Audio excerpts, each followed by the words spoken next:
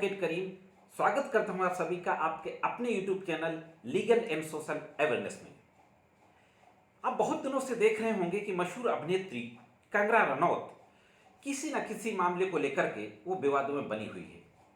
चाहे सुशांत राजपूत का मामला हो या कंगना रनौत के घर को गिराने का मामला हो बीएमसी के द्वारा, कोई ना कोई कमेंट्स बयान ऐसा आ जाता है, इंटरव्यू में ऐसी बात कह देती है कि उसको लेकर के पूरे देश के पैमाने पर एक डिस्प्यूट खड़ा हो जाता है और बहस लगातार जारी हो जाती है।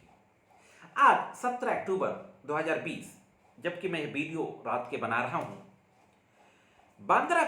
महाराष्ट्र में बांद्रा की एक मेट्रोपॉलिटन मजिस्ट्रेट की अदालत ने कंगना रनौत और उसकी बहन रंगोली चंदेल के खिलाफ एफआईआर दर्ज करने के आदेश दिए हैं।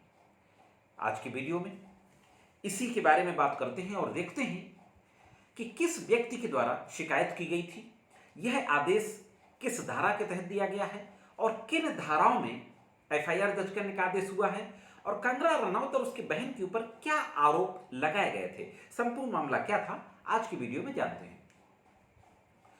दोस्तों, एक कास्टिंग डायरेक्टर मुन्ना रवानी सैयद के द्वारा बांद्रा की मेट्रोपॉलिटन मजिस्ट्रेट की अदालत में दंड प्रक्रिया संहिता क्रिमिनल प्रोसीजर कोड के सेक्शन 156 सब क्लास 3 के तहत एक एप्लीकेशन दी जाती है और एप्लीकेशन देके ये डिमांड की जाती है, यानी ये प्रेयर की जाती है कि इस मामले में prima facie cognizable offence commit हुआ है, लिहाजा इन्वेस्टिगेशन करने का आदेश किया जाए। मजिस्ट्रेट शिकायतकर्ता के अधिवक्ता महोदय की दलीलों को सुनकर और जो डॉक्यूमेंट्री एविडेंसेस लगाए गए थे उन दस्तावेजी साक्ष्यों को देखकर मजिस्ट्रेट ये पाता है कि इस मामले में प्राइमा फेसाई ऑफेंस कमिट हुआ है और इन्वेस्टिगेशन की आवश्यकता है। और इन्वेस्टिगेशन की आवश्यकता को देखते हुए एफआईआर दर्ज करके इन्वेस्टिगेशन करने का आदेश कर दिया जाता है। अब ये देखते हैं कि वो कौन कौन से अहम आरोप हैं जो कंगना रनौत के ऊपर लगाए गए हैं और किन धाराओं में एफआईआर पंजीकृत करने का आदेश दिया गया है। साथियों, कंगना रनौत के ऊपर बहुत ही संगीन आरोप लगाए गए हैं। यह कहा गया है कि पिछले कई दिनों से सोशल मीडिया के माध्यम से, ट्विटर के माध्यम से, इंटरव्यू के माध्यम से लगातार फिल्म उद्योग में कथित रूप से सांप्रदायिक विभाजन करने का अपराध किया जा रहा था कंगना रनौत के द्वारा।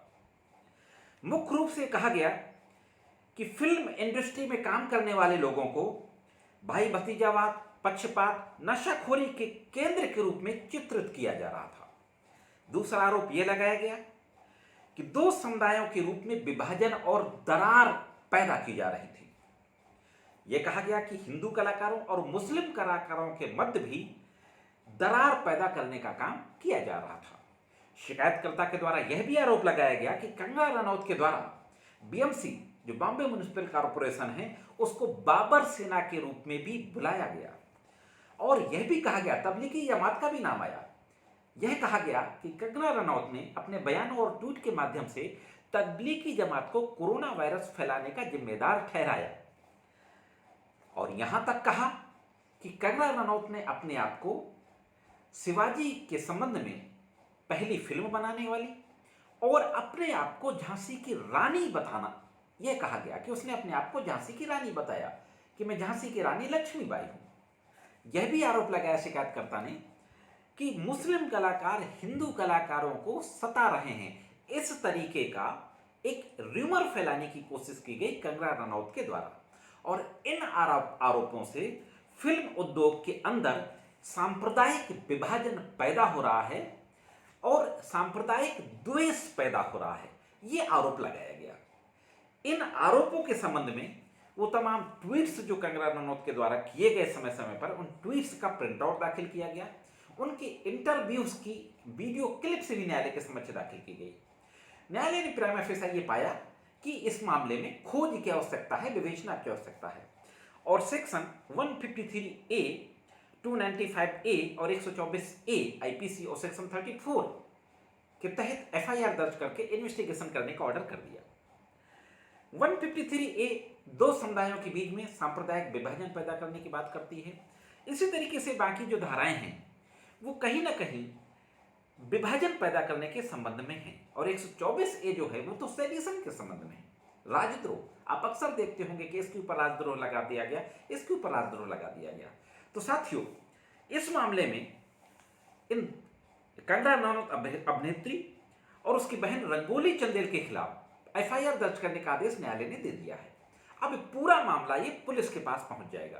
पुलिस इस मामले को इन्वेस्टिगेट करेगी, संबंधित गवाहों के स्टेटमेंट रिकॉर्ड करेगी, कंगना रनौत और उसकी बहन का भी स्टेटमेंट रिकॉर्ड करेगी, डॉक्यूमेंट्री एविडेंसेस जो कि सोशल मीडिया के माध्यम से कलेक्ट किए जाएंगे उनको भी कलेक्ट करेगी। और अगर पाती है पुलिस कि इस मामले में अपराध हुआ है तो कंगना रनौत के खिलाफ बड़ी कार्रवाई हो सकती है, वह जेल भी जा सकती है दोस्तों। हाँ साथियों, तो दोस्तों यह थी एक अहम जानकारी जिसको मैंने आपके समक्ष रखा। उम्मीद करता हूं कि जानकारी आपको अच्छी लगी होगी। जानकारी कैसी लगी कमेंट्स करके जरूर बताएं दोस्तों।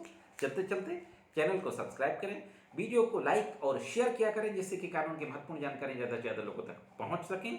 आज की वीडियो में सिर्फ इतना ही। मिलते हैं किसी अन्य वीडियो में कानून की कुछ अन्य जानकारियों के साथ। तब तक कानून की विभिन्न तरीके की जानकारियों के लिए देखते रहें लीगल एंड सोशल अवेयरनेस।